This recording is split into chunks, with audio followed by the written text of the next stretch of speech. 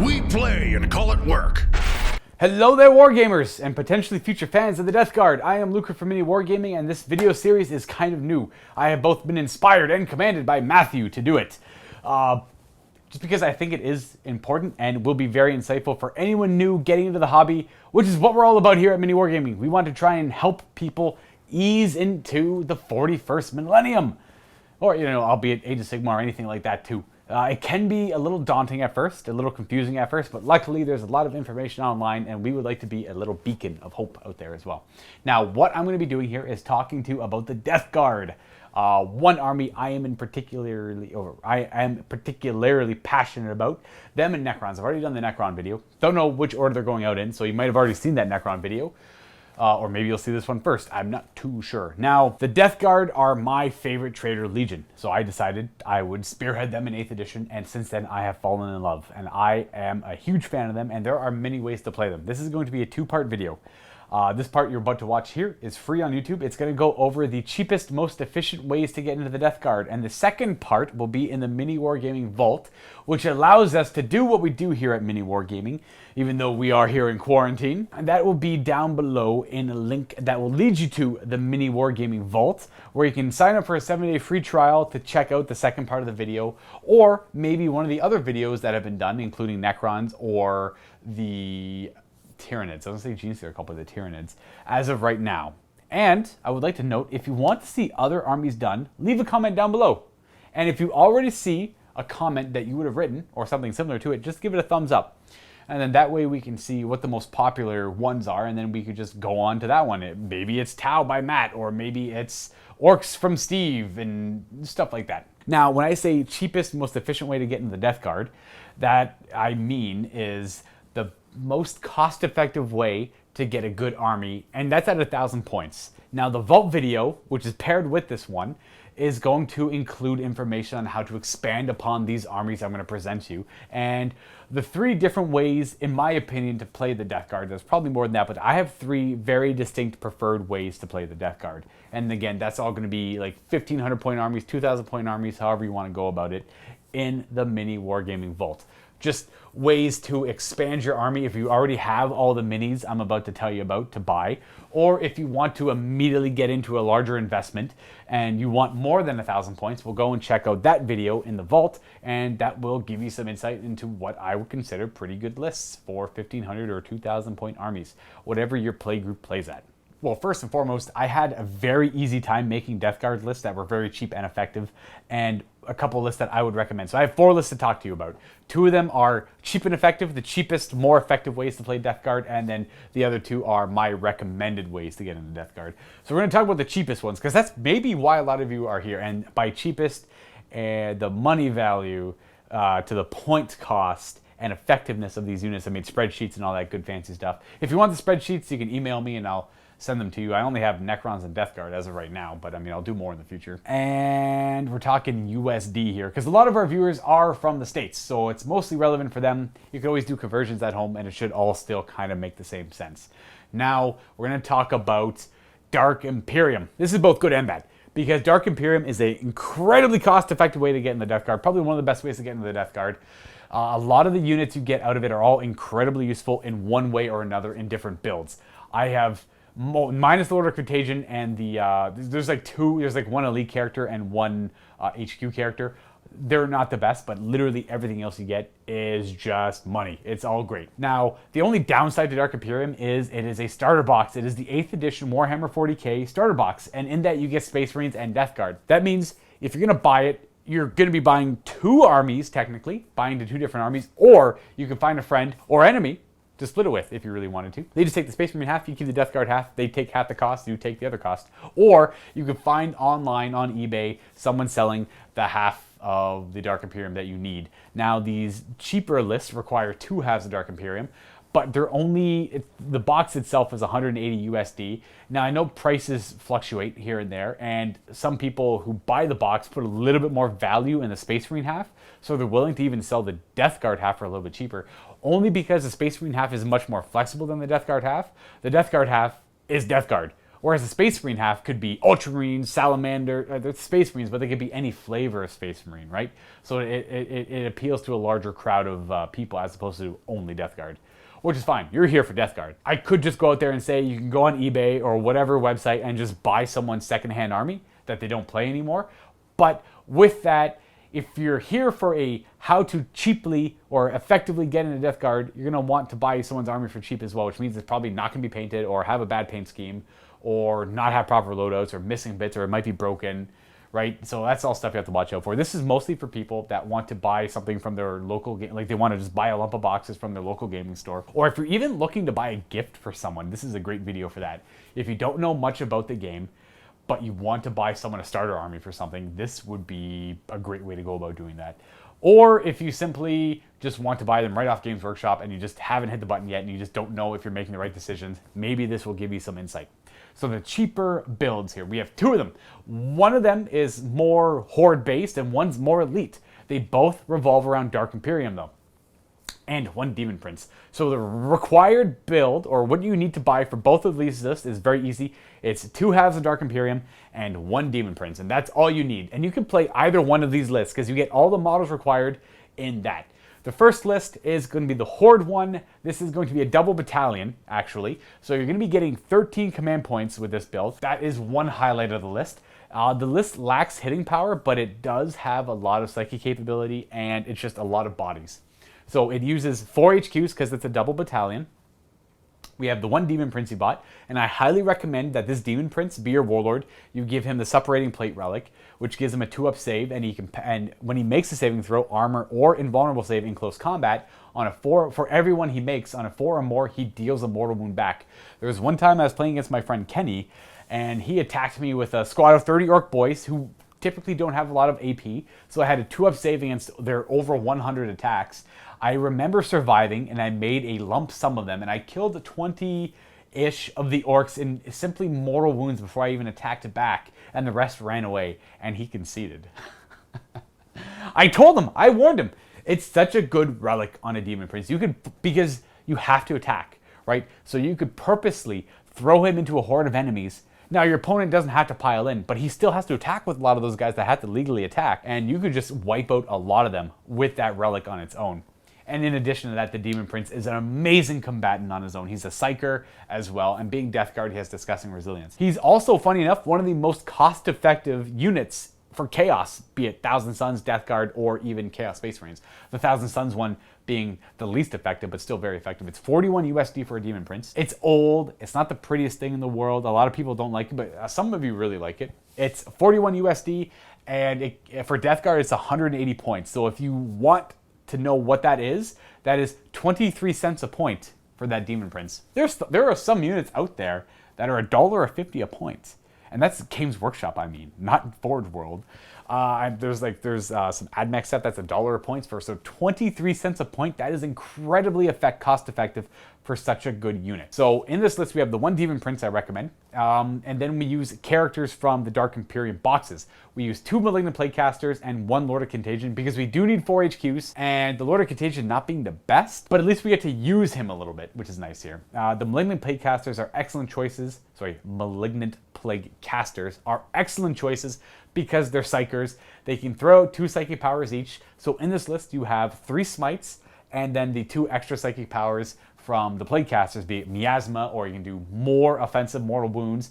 They also have an ability built in called, I believe, Pestilential Fallout. If you successfully manifest a psychic power on a 7 or more, and there is an enemy within 9 or 7 inches, it's one of those 2, they suffer a mortal wound.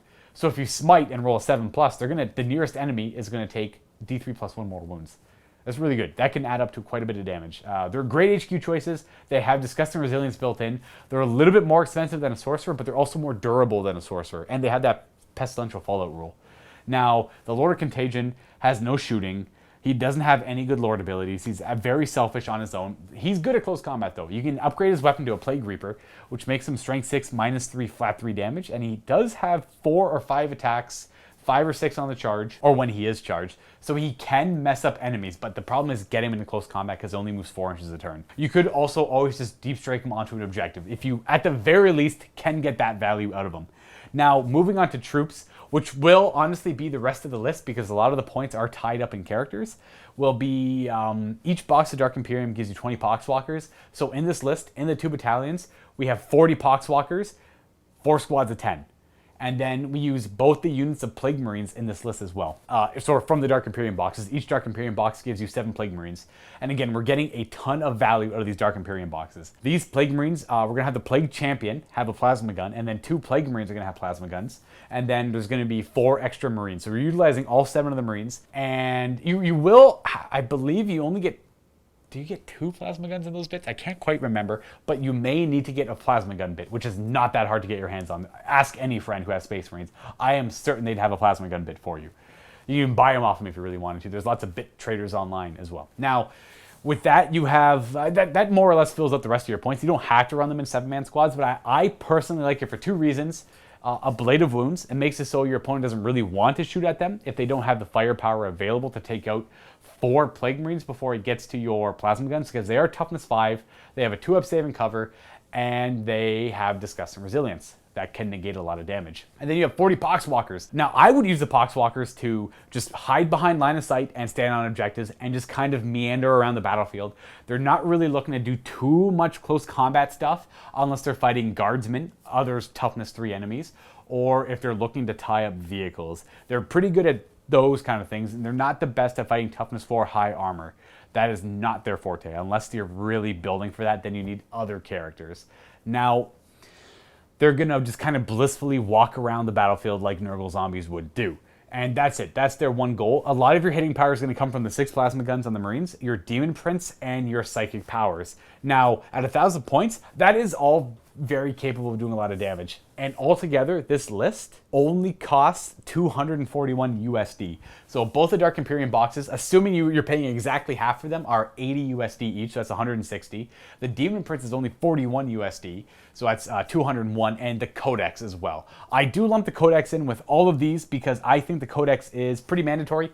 I know you're trying to save money here, but if you're new to the army and if you don't have the Codex, and a lot of events require you to have the Codex as well. It has your stratagems in it, it has your relics, your roller traits, it has all the information for all your units. It even has the tactical objectives at the back for your Death Guard. If you're playing Maelstrom of War, that's very important. And that's typically for the first list. It's more of a Horde-based list. You have hitting power in certain areas, and the Poxwalkers, you're putting 200 points into Poxwalkers that aren't really going to do too much other than hold objectives.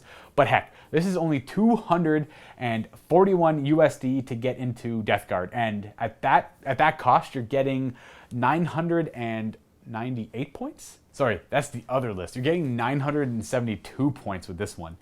So you could, if for whatever reason you wanted to, buy another box of Poxwalkers separate of this to flesh out the rest of the points, but that extra 28 points, you're not really going to notice too much there. You're not going to really miss out on a lot. So the list as is pretty good. Now for the other list, it scraps the double battalion idea, but it keeps the same build. So if you bought what I recommended, you could play both lists here. Now this second list, again, 2 Dark Imperium boxes and 1 Demon Prince you have to buy, because the Demon Prince is so good. And I'd recommend the same build on the Demon Prince with the separating plate as the relic, and the Tainted Regeneration or the Revoltingly Resilient Warlord traits. Whichever one you prefer, they're both differently good. But we drop the double battalion idea. We go with 1 battalion, and that means we get to drop the Lord of Contagion as well.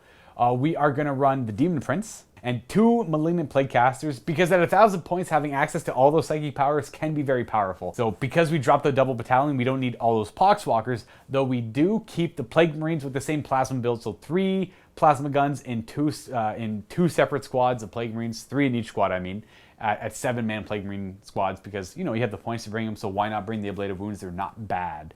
And then we have 1 squad of Poxwalkers to fill out the 3rd troop choice. The rest of the list is Fetid Bloat Drones, which you get in the Dark Imperium box. These are amazing models. They have a lot of utility, a lot of power. The idea of this list is not so much holding back and controlling objectives, but that's what the Poxwalkers can do. The 1 unit. They can just hide behind line of sight on an objective, and that's their life for the rest of the game. You don't have to worry about them.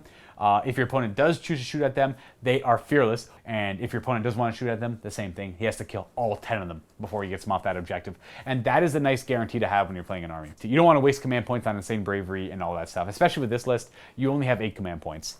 Now, the Fetid Bloat Drones, their goal is to be a vanguard force, and they are like the foundation of a playstyle I like of Death Guard, which I'm going to go into more detail in the Vault video paired with this one. They are fast for Death Guard. They move 10 inches. They have assault weapons, so that means they can advance and fire their weapons still. They're flamers that are at strength 6, AP 1, 1 damage each, but there's 2 of them on each bloat drone, and they automatically hit. So they're good against flamers. They are great against light infantry, specifically scouts, or they're amazing against any toughness 3 army because they're plague weapons, first and foremost. That means they get to reroll wound rolls of 1, and they're strength 6, so they wound on 2s. So it's 2d6 automatic hits for each bloat drone. There's 2 of them. And they can just wipe out fire warriors. They wipe out guardsmen. They clear the way for your plague marines to walk up with their plague plasma guns and annihilate the little heavier units your opponent might have. And they have fly, which means you could turn 1, fly forward if you need to advance forward and then flame your enemies. And failing, if you don't need to advance forward, you can fly forward, flame a unit, and then charge something else. Tie up whatever you charge because you move pretty fast. You get to pick your targets, right? Say it's a couple broadsides for whatever reason, or if it's just a squad of Hellblasters, you charge the Hellblasters, and then they have to fall back on their turn or fight you back, but they're not really going to hurt you because you're toughness 7 with a 3-up save, a 5-up invulnerable save, and 5-up disgusting resilience. You're just durable to most everything in the game, and even at 10 wounds, and you're only like 138 points. They're a steal. They are so good. And because they have fly, when they go forward to flame a unit and then disrupt another unit by charging it, on your next turn, they can just fall back and then flame another unit because they can fall back and shoot. Or they could choose to stay in combat and continue tying up whatever they tie up, as long as you're getting your points value out of that. So consider that they're about 100 pretty much 140 points each. Make sure you're tying up something that's equal to or more points than that. Things like that you have to take into consideration. But that is the cheapest ways I would say you get into the Death Guard. At 241 USD, that is amazing. That's a 1,000-point army, and then you could just expand from there, right? You could buy more Dark Imperiums if you want. The cheapest way into the army would just be buying more Dark Imperiums. You could buy 3 Dark Imperiums for 160, buy the Codex, and you're at 200 USD, but you don't have the Demon Prince. And I think the Demon Prince is so essential. It is so good. Everything about him is beautiful. But that's it for the cheapest list. Now, these next 2 lists I want to talk to you about are my recommended builds. And these ones don't actually use Dark Imperium, and they are a little bit more pricey, but I think you get a little bit more bang for your buck. But is it worth it? Well, that's up for you to decide. Now, the first one I'm going to talk about is a Rhino Rush list. This one is a little bit more pricey. This one I don't recommend as much as the other one, but this one you can have a lot of fun with, especially if you're a veteran player and you remember the Rhino rushing of old. In this one, we have you buying 2 Demon Princes. Again, super cost effective at $41 each and 180 points a model. They're at 23 cents per point. And then for troops, we have you buy 3 separate boxes of Plague Marines. You could buy the Dark Imperiums if you wanted to, but they don't have the sprue, they don't have the proper weapons required for the build I'm going to give you here. And the Dark Imperiums, you're not going to be using anything else from the Dark Imperiums in this list. These Plague Marines are going to be kitted out a little bit. The Plague Champion is going to have a plasma gun. You could choose to put another plasma gun in there, or a Blight Launcher, but I'll give you a reason why you probably want to use the Blight Launcher. On the sprue, you only get 1 plasma gun, 1 Blight Launcher, and a Flail of Corruption. You get like the Plague Spear and stuff in as well, but you only get 1 of every weapon. So when you're buying 3 of these boxes, you're going to want to try to utilize it as efficiently as you can. And the Blight Launcher is a good weapon. It's a plague weapon, so it gets to reroll wound rolls. It's 2 shots, strength 6. It's assault 2, strength 6, -2, D3 damage, and with the plague weapon roll. So it is a good weapon, especially if you're shooting at toughness 3 enemies with it. Wounding on 2s, rerolling the 1s. Whereas the plasma gun obviously wounds on 2s against a lot of toughness 3 things, or toughness 4 things if you supercharge it, but it doesn't get to reroll the 1s. And it is a little bit, if you can get the bits, just go with another plasma gun if you wanted to, but if you can't get the bits, the Blight Launcher is good as well. And then lastly, the Flail of Corruption. It was good before, it is so much better now with Hateful Assault. Hateful Assault's old news, but still, it really helped the Death Guard out a lot. So the Flail of Corruption is strength +2, -2, 2 damage, but it's got a special rule that allows this damage to spill over. If you're familiar with Age of Sigmar, you'll know what I'm talking about. If you're attacking, say, 10 guardsmen, you attack them with the Flail. The Flail does 2 damage. Normally that would only kill 1 guy, but you do 1 damage to him, and then the 1 remaining damage on the weapon would spill over and kill 1 more guardsman. They have no save against you, just cleave right through them. 1 Plague Flail could very easily kill all 10 guardsmen in 1 swing because of how Death of the False Emperor works with this weapon. The Plague Flail gets D3 attacks for every 1 attack you put into it from your profile. On the charge, you have 2 attacks on a Plague Marine. So that's 2d3 attacks. Every time you roll 6 to hit because of Death to the False Emperor against Imperium, gives you another attack to put into this weapon. And every time you put an attack into the weapon, you get D3 attacks. So every 6 to hit with Death to the False Emperor is D3 extra attacks with that flail. It is incredibly effective, and it is such a good weapon. And of course, because I talked about Rhino rushing, you have your 3 Plague Marine units, all identical, Blight Launcher, Plasma Gun, and Plague Flail. And then this is not the most efficient. In fact, Rhinos are on the higher end of the efficiency. They're not, or on the lower end, I guess I should say in this case.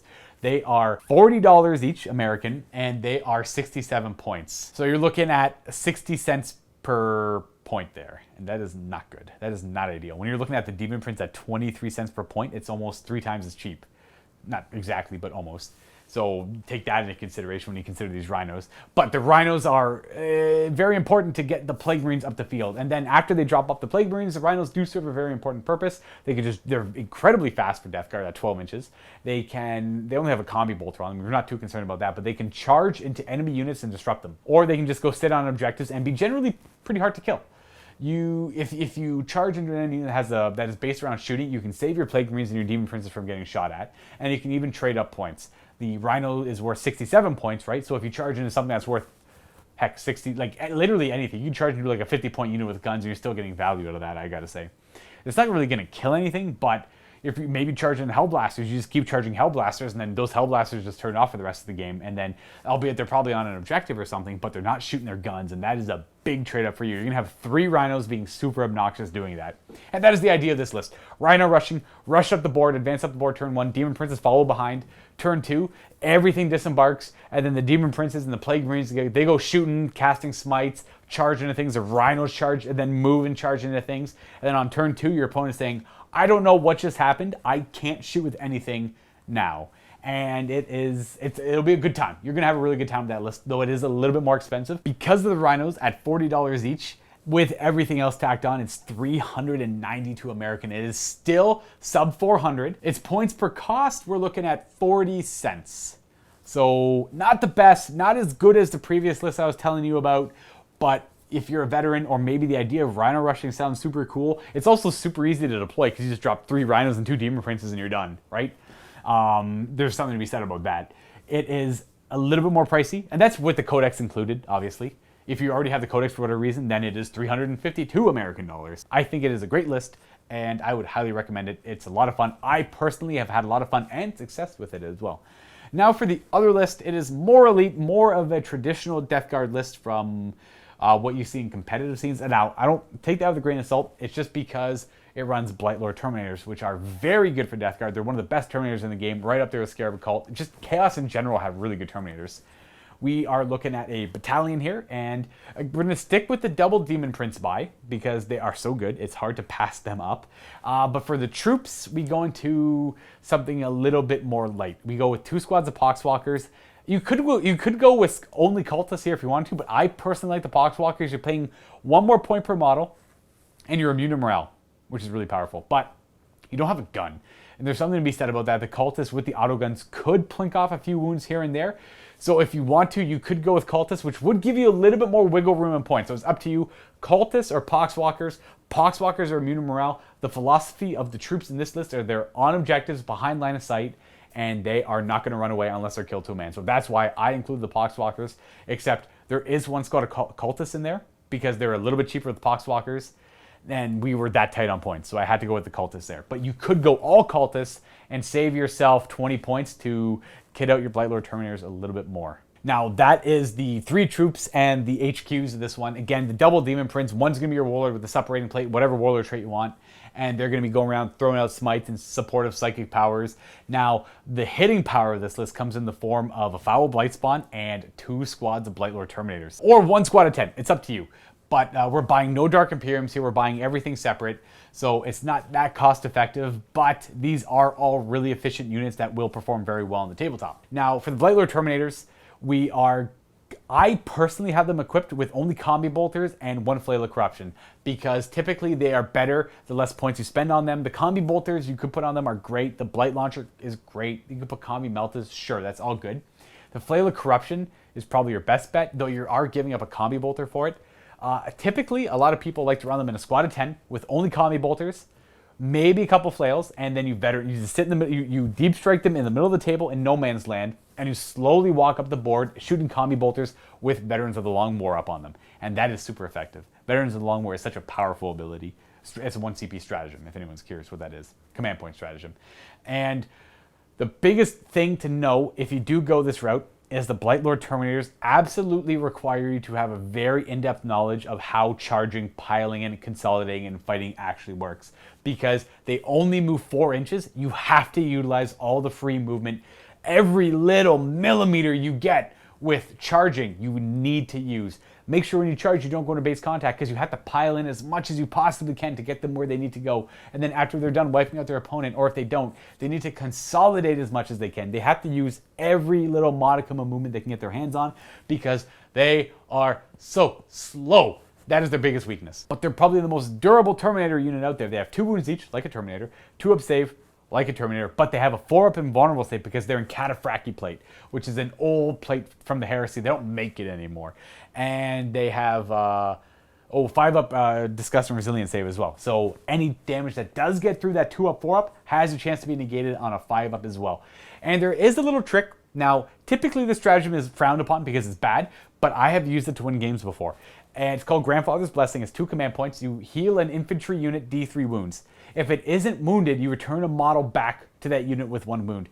For 2 command points to bring a Terminator back with 1 wound, and the Terminator unit already has to have no wounded models, not typically good. But if you utilize it in this one particular way, it can get them into combat. So say you move forward, say you fail your 9-inch charge, and then you move forward your 4, and then but the enemy ran away like 4 or 5 inches. So then you're still back that 9-inch charge, but you lost a model. You can now Grandfather's Blessing at the end of your movement phase to return a slain model with 1 wound within coherency, so within 2 inches, but 2 inches further forward from where the nearest Blightlord is. That way you reduce the charge by potentially 2 inches based on wherever the enemy is. And that's like +2, that could be +2 to your charge for 2 command points, and you get a model back. That can be huge, again, because how important it is to utilize the charging with the Terminators. And then some of you might just prefer to keep the Terminators in the middle of the table, in cover, shooting their combi bolters every turn. That is perfectly fine too. And if you want, you can go with Cultist and put better weapons on your Terminators, so if they do sit in the middle shooting every turn, maybe they could have fancier weapons while they do it. Now the last thing in this list, because there was points, and because it's one of the best things Death Guard have access to, is the Foul Blightspawn. It's 77 points, it is a character, it is not very expensive money-wise, and it is amazing. So it has an ability that makes it so anything nearby it fights last in the combat phase. And if they charge, they lose their charge. So they just counteract each other, they just fight normally. And it's got one of the best flamers in the game. It's 9-inch range, it's an assault flamer, so you can advance and shoot it. It is strength 2d6, so it's usually strength 6, 7, or 8. It can skew higher, but it can skew lower. But if it does skew lower, there's always Veterans of the Long War to compensate for that, to give it +1 to wound.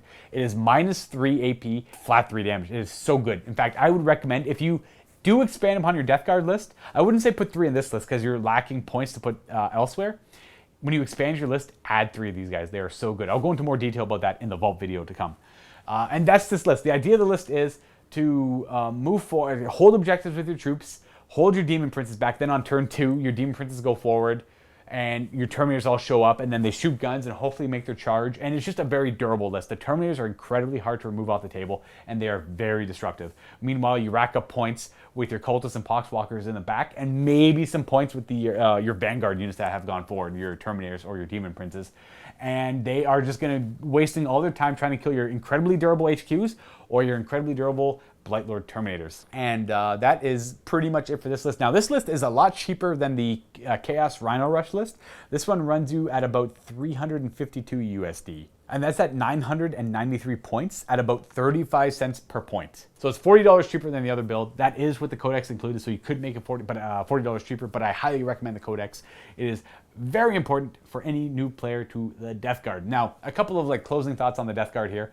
How they are competitively, they're in a good spot. They're going to be better when their Psychic Awakening comes out, but I've had a lot of success with them, and a lot of people like to run them with competitively with Thousand Suns and Nurgle Demons, specifically the Blightlord Terminators. They are not bad. I mean, it's a really good build, but that is that's a big narrative loss. So I wouldn't recommend doing that. These are more expansions. This is more stuff to cover in the Vault video. But If you're playing casually, I wouldn't recommend going that route. If you see that stuff online competitively, I understand why you do it, but it just goes against the grain so much for what 40k is, at least to me. So I try to avoid doing that if you can. And I want to talk about Mortarion a little bit because he is very usable in 1,000 points, though he will be very powerful in 1,000 points, so you should shy away from using him. He's 470 points, so he takes up almost half of your list at 1,000 points. It's very easy to run a very cheap battalion and then just Mortarion in a super heavy auxiliary detachment. Now, this is perfectly fine to do if you let your opponent know beforehand and they build a list that could contend with Mortarion. And then you might end up having a good game there. But typically, if you're going to try and run Mortarion in 1,000-point games, that could be a jerk move, right? It could walk over a lot of especially if you're playing 1,000-point games, you're typically playing against other people that are newer to the game as well, and they're not going to have a good time, and then you're just going to get them out of the hobby, and then that is not what we're about here. You do not want to do that. That is called gatekeeping in a way, and not a good thing. Try to avoid doing that. If you absolutely want to run Mortarion, at least ask your opponent first, or let him know beforehand, saying that I only really have this one list, and yeah, I think he's 470 points. I believe he's about 120 USD-ish, something about that. I can't quite remember off the top of my head.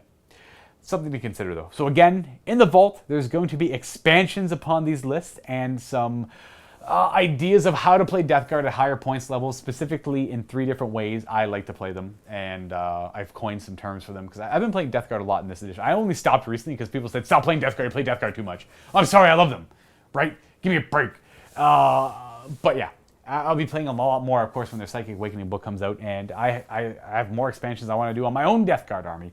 So hopefully you guys found this video insightful. Again, leave some comments down below if you want to see other armies covered in this kind of format of how to effectively get into them or efficiently get into them, saving yourself money, but also having a potentially good list at 1,000 points, with it not being game breaking. You know, typically we aim for it to be a good game, right? And that's the idea, that's the philosophy behind these videos.